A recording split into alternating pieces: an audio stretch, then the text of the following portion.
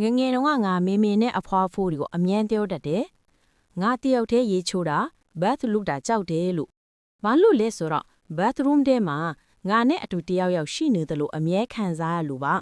။အဖွားကငါစကားကိုမယုံဘူး။ငါကဇလန်းထွင်ပြောနေတယ်လို့ထင်ပြီးတယောက်တည်း bathroom နဲ့ဝင်ခိုင်းတတ်တယ်။တခါတလေမေမေကငါနဲ့အတူ bathroom နဲ့ထိုင်ပေးတတ်ပြီးမယ်။သူကတော့ဘာမှမခံစားရဘူး။တကယ်တော့ဒီမှာကြည့်ပါလို့ပြနိုင်တဲ့အထောက်အထားမျိုးလည်းမရှိဘူး။ရေငွေ့ထဲမှာလက်ရာတွေပေါ်လာတာမရှိပစ္စည်းတွေလဲကြတာမရှိပဒင်းပေါက်ပွင့်တာမရှိဘာမှမရှိဘူး။ဒါပေမဲ့တယောက်ရှိနေတယ်လို့ခံစားချက်ကတော့လက်အများကြအောင်ဆက်ရှိနေခဲ့တယ်။တညမှာမေမေကအလွတ်သွားနေပြီးအဖွားကလည်းငါနဲ့အတူမထိုင်ပေးဘူး။ဒါကြောင့်ငါတယောက်တည်းရေချိုးရတော့တယ်။အရန်ကိုကြောက်နေတယ်။ရေချိုးနေတော့မှ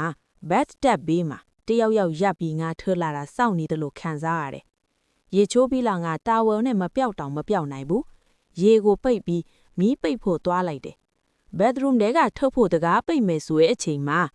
ငါနောက်မှာအရေးတစ်ခုပေါ်လာတယ်။အဲ့ဒါကငါအမြင့်လောက်ရှိပြီးစပင်တွေကအမီးမငီညာအမဲရောင်တွေထစ်နေတယ်။မျက်လုံးတွေကတော့တောက်ပြောင်နေအဝါရောင်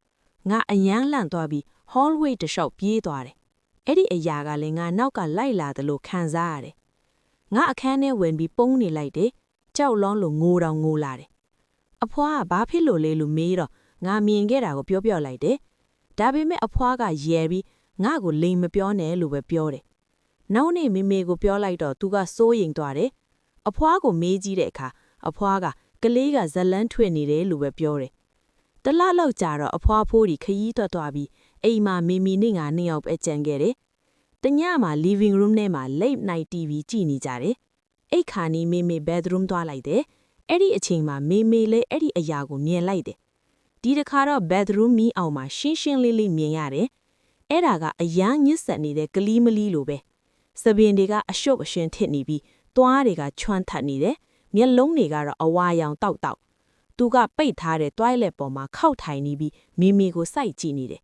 ။မေမေကငါဘယ်တော့မှမကြားဘူးတဲ့အထိအော်ပြီး bedroom တကားကိုပိတ်ပစ်လိုက်တယ်။ခဏလောက်အေးခဲတယ်လို့ရပ်နေပြီးပြန်ဖွင့်ကြည့်လိုက်တော့ဘသူမှမရှိတော့ဘူး။အဲ့ဒီ bedroom ကိုဝင်ထွက်နိုင်တဲ့တကားကအဲ့ဒီတကားတစ်ခုပဲရှိတယ်။ဒါကြောင့်တယောက်ထွက်ပြေးသွားနိုင်ကလည်းမဖြစ်နိုင်ဘူး။မေမီကအဖွားကိုဒီအကြောင်းပြောပြလိုက်ပေမဲ့အဖွားကတော့ယနေ့အထိမယုံသေးဘူး။ထူးချမ်းတာတစ်ခုကတော့ငါမြင်ခဲ့တဲ့ bathroom ကတခန်းမေမေမြင်ခဲ့တာကအခြား bathroom တခန်းဖြစ်တာပဲ။ဘာကြောင့်မေမေလဲမြင်ရတာလဲဆိုတာငါလည်းမသိဘူး။အဲ့ဒီထက်ထူးချမ်းတာကတော့အဲ့ဒီအိမ်မှာကလေးတွေအရင်တုန်းကဘယ်တော့မှမနေဘူး။အဲ့ဒီအိမ်မှာနေခဲ့တဲ့ကလေးဆိုရင်မေ